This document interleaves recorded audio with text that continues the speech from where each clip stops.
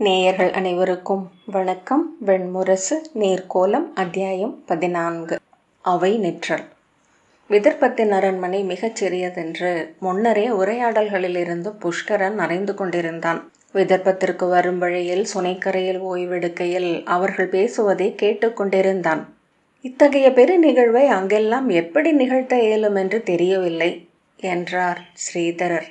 அது தொன்மையான அரண்மனை அல்லவா என்று அவன் கேட்டபோது, தொன்மையான அரண்மனைகள் அனைத்துமே மிகச் சிறியவை என்றார் நாகசேனர். ஆனால் தொன்மையான காலங்களில் அனைத்து நிகழ்வுகளும் பெரிதாக அல்லவா நிகழ்ந்திருக்கின்றன என்று அவன் கேட்க, நாகசேனர், அவையெல்லாம் தொன்மையான நிகழ்வுகள் அரசே. மரங்கள் வளர்வதைப் போல நிகழ்வுகளும் வளர்ந்து பெரிதாகின்றன என்றார். அதெப்படி என்று கேட்டபின், அவர் தன்னை ஏளனம் செய்கிறார் என்றெண்ணி சொல்லி பெருக்குகிறார்கள் என்கிறீர்களா என்றான்.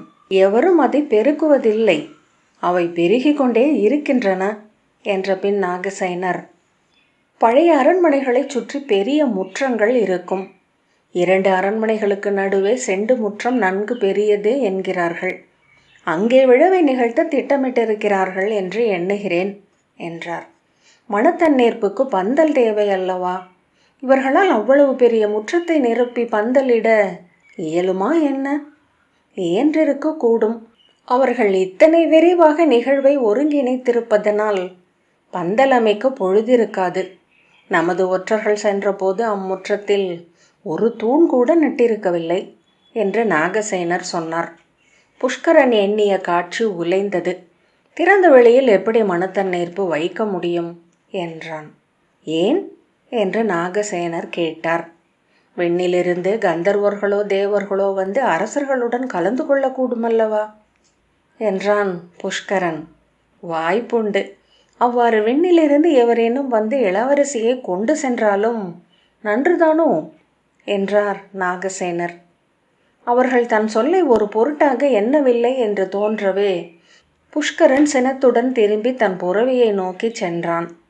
ஆனால் நளனுடன் தேரில் அமர்ந்து செல்கையில் தொலைவில் அரண்மனையை பார்த்ததும் புஷ்கரன் உணர்வெழுச்சி அடைந்தான். அது அவன் எண்ணியதையும் விட மிகச் சிறியதாக இருந்தது. அமைச்சர்கள் பலவாறாக சொல்லிய பின்னரும் கூட முகடுகளின் நிறைகளும் உப்பரிகைகளும் சாளரங்களும் கொண்ட 7 அடுக்கு மாளிகையை அவன் எதிர்பார்த்திருந்தான்.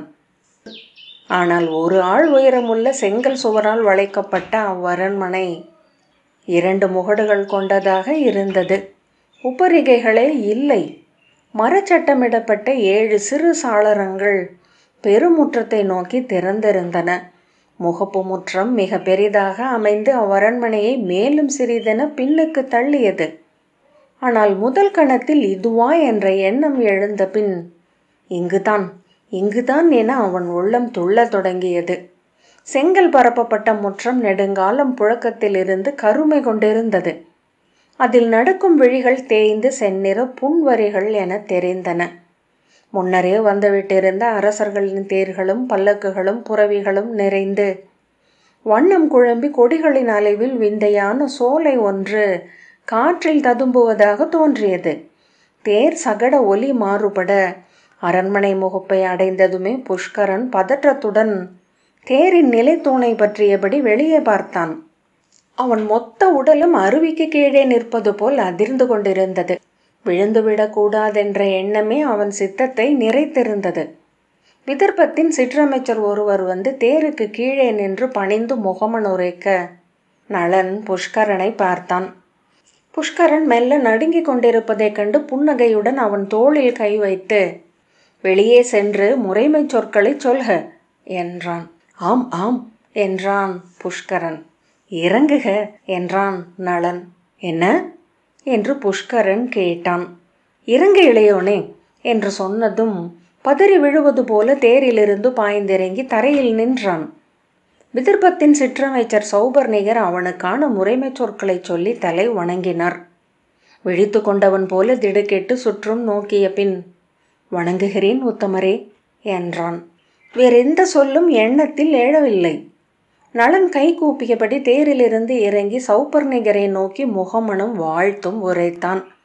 அவர் அவனை மும்முறை வணங்கி நிஷதத்தின் அரசரையும் இளவரசரையும் மனம் சூழ் முற்றத்திற்கு வரவேற்கிறோம் என்றார். நளன் தன் உடைவாளை எடுத்து புஷ்கரனிடம் நீட்ட புஷ்கரன் திரும்பி, இதை நான் இடையில் அணிய வேண்டுமா, கையில் உருவி பற்றி கொள்ள வேண்டுமா? மூத்தவரே என்றான்.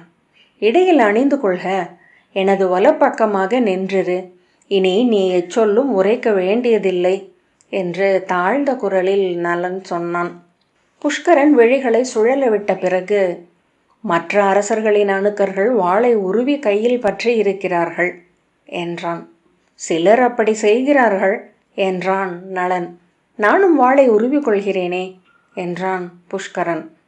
அவர்கள் அரசக்கூடிய அணுக்கர்கள் அல்ல என்ற பின் நளன் முன்னால் நடந்தான்.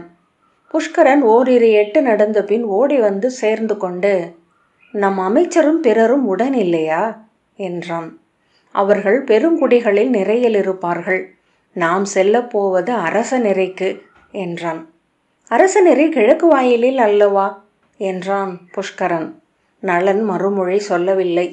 புஷ்கரன் நீள் மூச்சுடன் தன்னை எளிதாக்கி கொண்டு நாற்புறமும் விழிகளை ஒட்டியபடி நடந்து வந்தான். நடுவே தரையிலிருந்து சிறு குழியில் கால் புரள நிலை தடுமாறினான். அனிச்சையாக நளன் திரும்பி பார்க்க பதறி எட்டு வைத்து அருகே சென்று இணையாக நடந்தான். அப்பால் பெருமுற்றம் முழுக்க சத்திரியர்களின் தேர்களே நின்றிருந்தன என்று கொடிகளிலிருந்து தெரிந்தது. அவர்களின் அமைச்சர்கள் பட்டு மஞ்சளிலும் அரசகுடி பெண்டிர் வெள்ளி பல்லக்குகளிலும் வந்திருந்தனர். படைத்தலைவர்கள் வந்த புறவிகள் பளபளக்கும் இரும்பு கவசங்கள் அணிந்திருந்தன. கவசம் பூண்ட காவலர்கள் அப்புறவிகளின் அருகே நிறைவகுத்து நின்றிருந்தனர். உலோக கவசங்களின் நீரொளி நெளிவுகளில் வண்ணங்கள் கலங்கின. தெற்கு வாயில் அருகே இரு நிறையாக நின்றிருந்த அணிக்காவலர் தலை வணங்கி அவர்களை அணுகிய சுதமகுலத்து சிற்றரசனையும் அவனது இரு அணுக்கர்களையும் அழைத்து சென்றனர். அவர்களுக்கு பின் நளன் சென்றதும் மீண்டும் அதே முகமனும் வாழ்த்தும் உரைக்கப்பட்டது. சிற்றமைச்சர்கள் வணங்கி உள்ளே அனுப்ப நிமித்திகன், நிஷதர் நளன் அவை புகுகிறார் என்று உரக்க அறிவித்தான். புஷ்கரன், என்ன இது என சொல்ல வாய் எடுக்க நளன் விழிகளால் அவனை தடுத்தான். அவைக்கு உள்ளே நின்றிருந்த அறிவிப்பு நிமித்திகன் அதை ஏற்று முழங்குவதை புஷ்கரன் கேட்டான். அவையில் நிமித்திகர்களின் அறிவிப்பொலியும் அரசர்கள் அவை புகும் சங்கொலியும் அங்கு நிறைந்திருந்தவர்களின் பேச்சொலியும் சேர்ந்த கார்வை நிறைந்திருந்தது. அந்த ஒலி அவன் அடிவயிற்றை கலங்கச் செய்தது. அது அச்சமா பதற்றமா எதிர்பார்ப்பா என்று அவனுக்கு தெரியவில்லை. ஆனால் பிரிது எத்தருணமும் தன்னை அத்தனை கிளர்த்தியதில்லை என்று தோன்றியது. இது வரலாற்று தருணம். அவனை உலகம் அறிய போகும் இடம் அந்த களம். நளன் தாழ்ந்த குரலில், நேர் நோக்கி நட என்றான். ஆம் என்ற பின் அவன் இறுக்கமாக உடலை அமைத்து நோக்கை நேராக திருப்பியபடி நடந்தான். இருவரும் மனத்தன்னேற்பு வளாகத்திற்குள் நுழைந்தனர். நீள்வட்ட வடிவில் அமைக்கப்பட்டிருந்த அந்த அரங்கிற்கு மேல் பந்தல் இல்லாமல் வான் திறந்திருந்தது. கிழக்கு வாயிலினூடாக வந்த சத்திரியர்கள் அவை அமர்ந்து தங்கள் இருக்கை நிறைகளை நிறைத்து கொண்டிருந்தார்கள். மேற்கு வாயிலினூடாக விதர்ப்ப அரச குடியினரும் பிறரும் வந்து கொண்டிருப்பதை அறிவிப்புகள் காட்டின. வடக்கு வாயிலின் ஊடாக அந்தணர்கள் உள்ளே தாங்கள் குருமரபின் கொடிகளுடன் அறிவிப்பு பெற்று உள்ளே வந்தனர். தெற்கு வாயிலின் ஊடாக வந்த பெரு வணிகர்களும் குடித்தலைவர்களும் அவைக்குள் இட்டு சென்று அமர வைக்கப்பட்டனர். அப்பால் இருந்த 4 சிறு வாயில்கள் வழியாகவும் விதர்ப்பத்தின் குடிகள் பெருகி வந்து சூழ்ந்து முகங்களாக நிறைந்து கொண்டிருந்தார்கள்.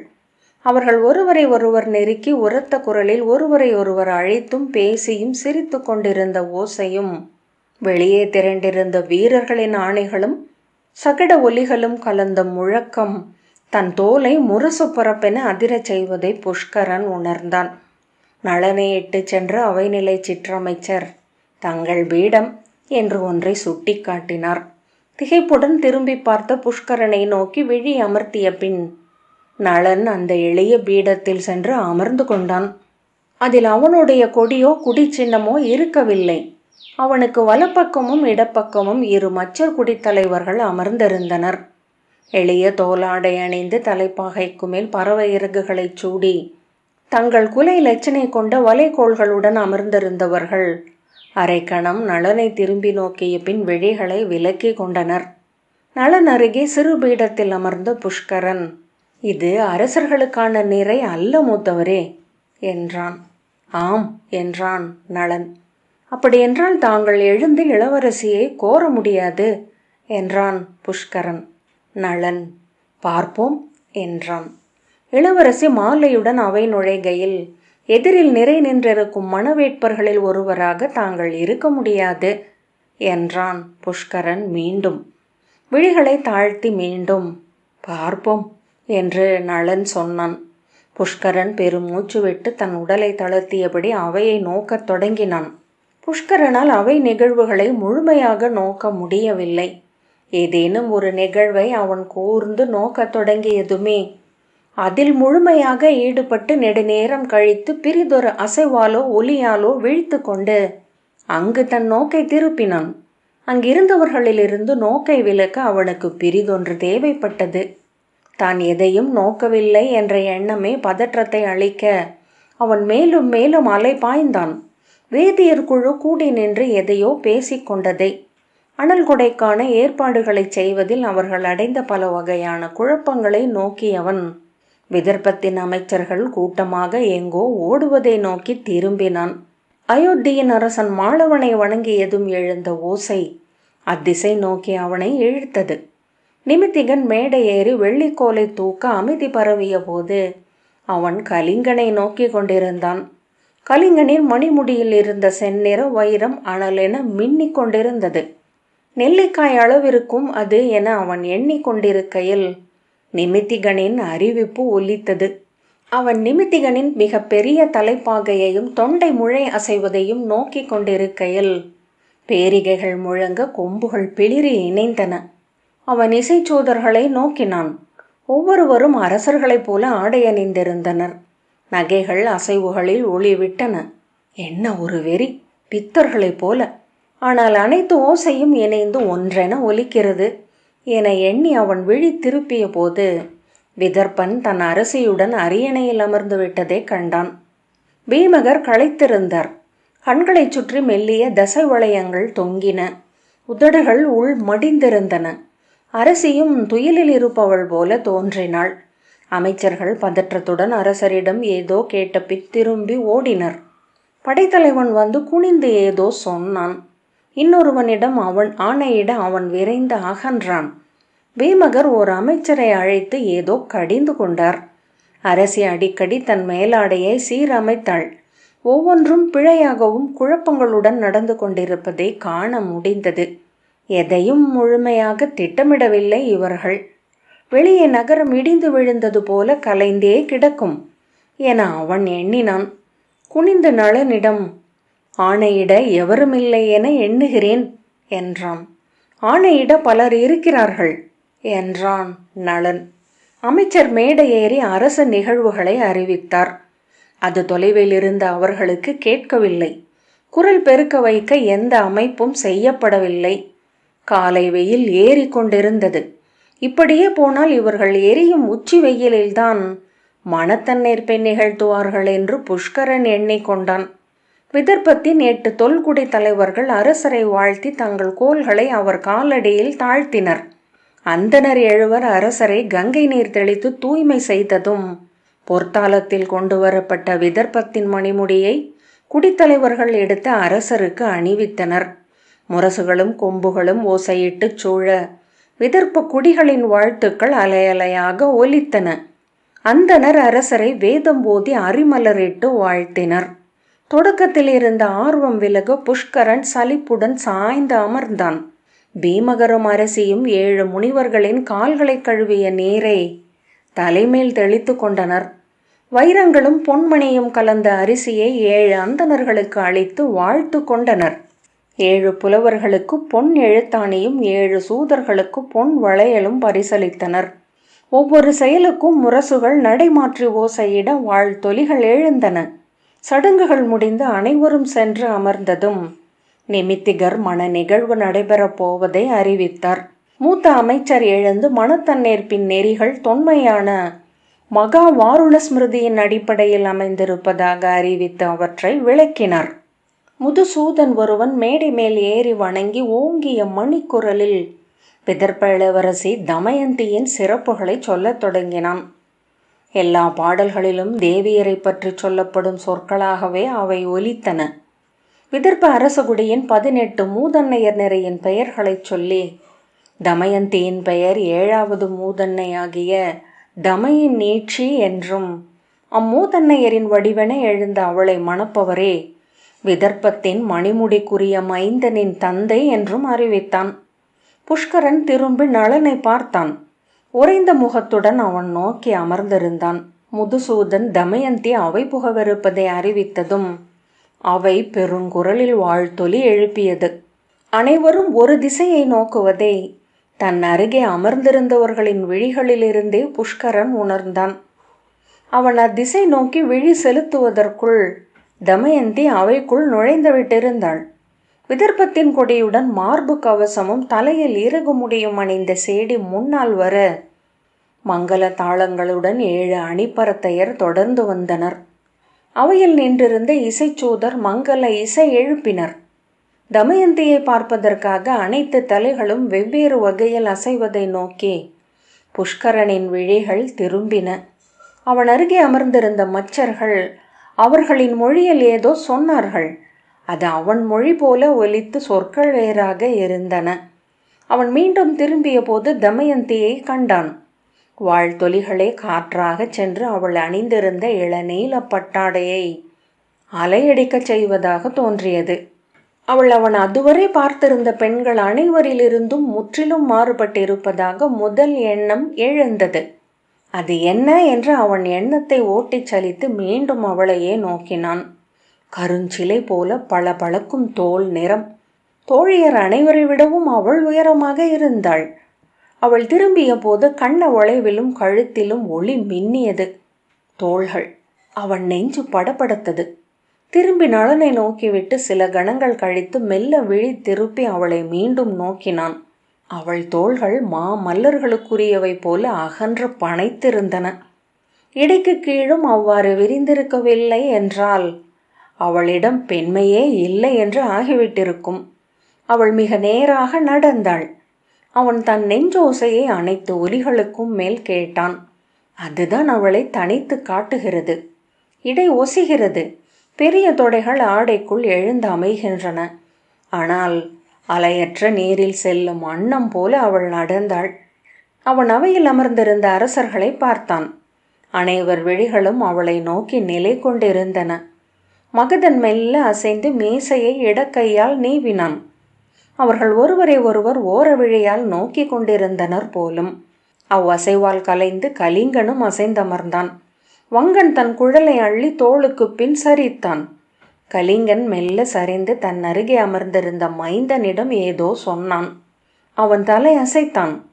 தமயந்தி அவை நடுவே வந்து நின்று 3 திசைகளையும் நோக்கி கை கூப்பி வணங்கினாள். அமைச்சர் அவள் அருகே சென்று அவள் செய்ய வேண்டியவற்றை சொல்ல அவள் பீமகரையும் அரசியையும் வணங்கிவிட்டு தனக்கான பீடத்தில் அமர்ந்தாள். வைதிகர்கள் மேடை ஏறி சென்று வேதம் ஓதி கங்கை நீர் தெளித்து அவளை தூய்மைப்படுத்தினர். குடிமூத்தவர் அரிமலரிட்டு வாழ்த்த அவள் அவர்களை வணங்கி மலர் கொண்டாள். மூதன்னையர் அவளுக்கு நெற்றியில் குங்குமம் இட்டு வாழ்த்துரைத்த போது சேடியர் குரவையிட்டனர். புஷ்கரன் அதற்குள் சலித்து விட்டிருந்தான். நிஷதத்திலும் அன்றாடம் அவன் அரச நிகழ்ச்சிகளில் கலந்து கொள்வதுண்டு. குலக்குழு வழிபாட்டுச் சடங்குகள் நீளமானவை. ஆனால் அவை இதை போல சலிப்பை அளிப்பதில்லை. அவற்றுடன் உணர்வுபூர்வமான ஈடுபாடில்லை என்றால் இப்படி சலிக்குமோ? ஆனால் இச்சடங்குகள் அனைத்தும் ஏறத்தாழ ஒன்று போல் இருக்கின்றன. அனைவரும் ஏதோ ஒரு காலகட்டத்தில் ஒன்றாக இருந்திருக்க வேண்டும் என அவன் எண்ணிக்கொண்டான்.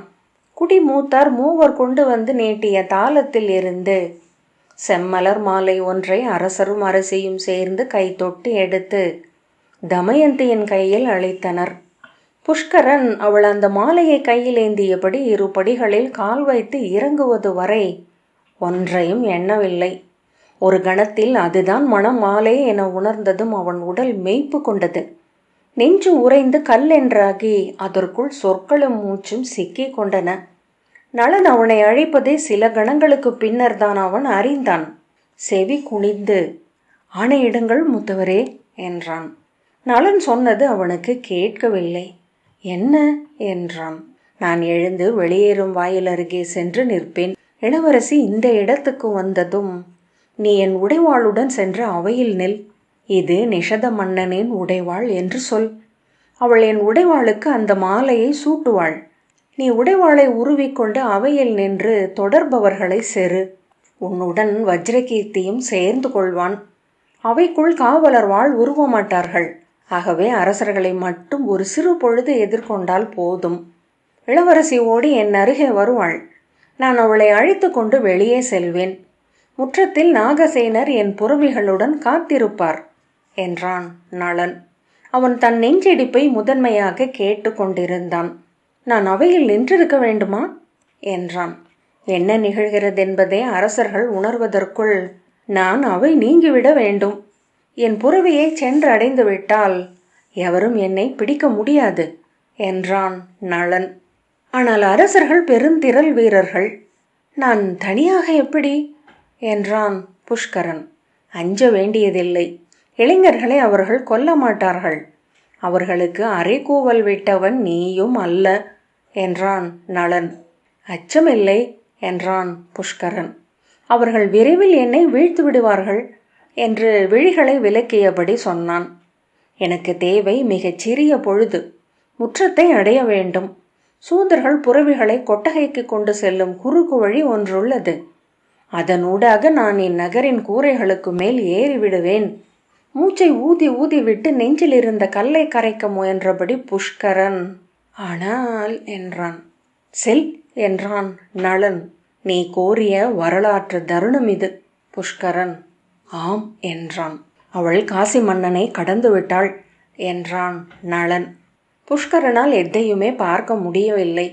நோக்கு நிலைக்காமல் அத்தனை காட்சிகளும் ஒற்றை அசைவு பரப்பென கலந்த வெளி அவன் முன் நின்றது. செல் என்ற பின் நளன் எழுந்து நடந்து விலகினான். அத்தனை வழிகளும் தமயந்தி மேல் இருந்தமையால் எவரும் அவனை நோக்கவில்லை. தமயந்தி மிக மெல்ல நடந்து வந்தாள். கண்ணுக்கு தெரியாத ஒழுக்கு ஒன்றில் மிதந்து வரும் அன்னம். நான் இப்போது எழ வேண்டும். என் குரல் இத்தனை பெரிய அவையில் ஓங்கி ஒலிக்க வேண்டும். என் குரலை மகதனும் கலிங்கனும் மாளவனும் கேட்பார்கள். ஆனால் அவனால் அசைய முடியவில்லை. கால்கள் குளிர்ந்திருக்க தொடைகள் மட்டும் துள்ளி கொண்டிருந்தன. ஏன் எனக்கு இந்த பொறுப்பை அளிக்கிறார்? என்னை அவையில் அவர்கள் வெட்டி போடக்கூடும். அதுதான் நிகழவிருக்கிறது. மகதனின் அணுக்கப்படைகள் மிக அருகே உள்ளன. தேர்ந்த போர் வீரர்கள் அவர்கள். 4-5 பேர் பாய்ந்து வந்தால் அவன் என்ன செய்ய முடியும்? ஏன் வஜ்ரகீர்த்தியை அனுப்பியிருக்கக்கூடாது? தமயந்தி மாளவனை கடந்தபோது அவையில் வியப்பொலி எழுந்தது. அங்கனையும் வங்கனையும் அவள் கடந்தாள். மாளவனை கடந்தபோது கலிங்க மன்னன் சூரியதேவன் புன்னகையுடன் மைந்தன் அர்க்கதேவனிடம் ஏதோ சொல்ல அவன் சிரித்தான். அவள் கலிங்கனையும் கடந்து நடந்தபோது அவர்கள் திகைப்புடன் பீடங்களின் பிடியை பற்றியபடி அமர்ந்திருந்தனர். மகதத்தின் வேளக்கார படையினர் சொல்லில்லா உவகை குரல் எழுப்பினர். அவள் மகதனை ஏற்கவிருக்கிறாள் என எண்ணிய மக்களின் குரல்களும் கலை ஒலியாக எழுந்தன. புஷ்கரனால் எழ முடியவில்லை. கையில் இறுக பற்றியிருந்த உடைவாளின் பிடி வியர்வையில் வழுக்கியது. எழுந்தால் அதை நழுவ விட்டு விடுவோம். எழுந்தால் காலூன்ற முடியாமல் விழுந்துவிடவும் கூடும். அவன் விழிகளுக்கு முன் நீருக்குள் தெரிவது போல அக்காட்சி நெளிந்தது. அவள் மகதனை கடந்தபோது அவை முழுக்க எழுந்த வியப்போசை பெரிய முழக்கமாக சூழ்ந்தது. அவந்தியின் அரசன் அவள் தன்னை நோக்கி வருகிறாள் என எண்ணி எழுந்தான். அவள் அவனையும் கடந்து செல்ல கூர்ஜரன் தன்னை நோக்கியா என வியந்து அருகிருந்த அமைச்சரை நோக்கினான். அத்தருணத்தில் நளன் வலக்கையை தூக்கி, நான் நிஷத அரசனாகிய நளன், இளவரசிக்கு முன் மணம்கோள் சொல்லுடன் நிற்கிறேன் என்று கூவியபடி அவைக்கு சென்று சேதி நாட்டரசனுக்கும் காமரூபனுக்கும் நடுவே நின்றான். புஷ்கரன் உடல் நடுங்கி குறுக கண்களை மூடியபடி தன் பீடத்தில் அமர்ந்திருந்தான். அவன் கையுடன் சேர்த்து உடைவாளும் அதிர்ந்து கொண்டிருந்தது. அவனை சூழ்ந்து பல வகையான குரல்கள் ஏதேதோ கூவின. இளவரசே, கிளம்புக என நாகசேனரின் குரல் கேட்டது. அவன் எழுந்து நோக்கிய போது தமயந்தி தன் மணமாலையை நளன் தோளில் அணிவித்து விட்டிருப்பதை கண்டான். நளன் அவள் வலக்கையை பற்றி கொள்ள அவள் நிமிர்ந்த தலையுடன் அவனுக்கு இடமாக நின்றாள். வஜ்ரகீர்த்தி உருவிய வாளுடன் ஓடி வந்து நளன் அருகே நின்றான். சத்திரிய அரசர்கள் பெரும்பாலானவர்கள் பீடங்களிலிருந்து எழுந்து நின்றனர். ஆனால் மகதனும் கலிங்கனும் மாளவனும் அசையாமல் நோக்கி அமர்ந்திருந்தனர். அவர்கள் ஏதேனும் சொல்லக்கூடும் என பிறர் எதிர்பார்த்தனர். பீமகர் திகைப்புடன் இரு கைகளும் விரிந்து அசைவழிந்து நிற்க திறந்த வாயுடன் அரச மேடையில் எழுந்து நின்றார். அவரது அமைச்சர்களும் அவரை போலவே சமைந்து விட்டிருந்தனர். அரசி பீமகரின் தோலை பற்றி உலுக்கி ஏதோ சொன்னாள். நளன் மகதனை நோக்கியபடி தானும் திகைத்து நின்றான். மகதன் எழுந்து, நன்று, நான் விதர்ப்பினி ஓர் சத்திரிய பெண் என எண்ணியே மனம் கொள்ள வந்தேன். அவள் உள்ளத்தால் நிஷாத குலத்தவள் என அவை முன் அறிவித்து விட்டாள்.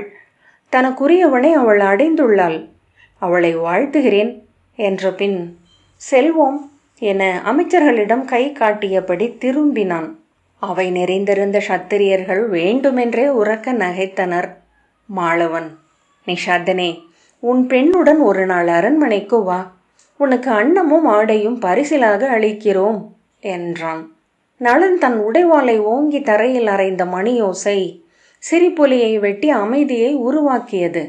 நான் அனல் குலத்து சத்திரியனாகிய நளன், இந்திரகிரியின் அரசன். இங்குள்ள அத்தனை அரசர்களையும் அறை கூவுகிறேன். ஆண்மையுள்ள எவரும் என்னுடன் போரிட்டு இவளை கை கொள்ளலாம் என்றான். நிஷாதர்களுடன் சத்திரியர் நிகர் நின்று போரிடும் வழக்கமில்லை.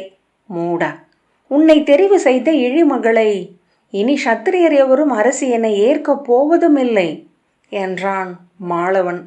வங்கன், செல்க, உனக்கு உயிர் பரிசளிக்கப்பட்டுள்ளது என்றான். நளனின் கையில் இருந்த வாள் பாம்பின் நாவென துடிப்பதை புஷ்கரன் கண்டான். அவன் மேலும் ஏதோ சொல்ல வாய் எடுக்கையில் பீமகர், முறைப்படி நீ பெண் கொண்டாய். உன்னை இங்கு எவரும் அறை கோவவும் இல்லை. நீ செல்லலாம் என்றார். தமயந்தி நளன் கையை பற்றியபடி செல்வோம் என்றாள். அவர்கள் இரு பக்கமும் விலகி வழிவிட்ட குடிகள் நடுவே நடந்தனர். உடல் சினத்தால் நடுங்கிக் கொண்டிருக்க நளன் நடந்தான். அவன் கையை பற்றியபடி தமயந்தி தலை தூக்கி அசைவற்ற தோள்களுடன் சென்றாள். வஜ்ரகீர்த்தி உருவிய வாளுடன் தொடர்ந்தான். நாகசேனர் புஷ்கரனின் தோளை தொட்டு, செல்வோம் இளவரசே என்றார். நான் என புஷ்கரன் பேசத் தொடங்க அனைத்தும் எளிதாகவே முடிந்துவிட்டன. பிறகு பேசுவோம் என்றார் அவர். அவன் கையில் இருந்த வாளை நோக்கினான். அதை வீசிவிட்டு செல்ல வேண்டும் என எழுந்த எண்ணத்தை அடக்கினான். சூழ்ந்திருந்த விழிகளிலெல்லாம் நகைப்பு இருப்பதாக தோன்றியது. ஆனால் அவனை அங்கு எவருக்கும் தெரியாது. அவன் ஆற்ற தவறியதென்ன என்றும் தெரியாது. அவன் தலை நிமிர்ந்து விழிகளை சுழற்றியபடி நடந்தான். ஆனால் முற்றம் வரை செல்வதற்குள் அம்முயற்சியாலேயே களைப்புற்று தோள் தளர்ந்து பெருமூச்சு விட்டான். நீர்க்கோலம் 14வது அத்தியாயம் இத்துடன் நிறைவு பெற்றது. நன்றி.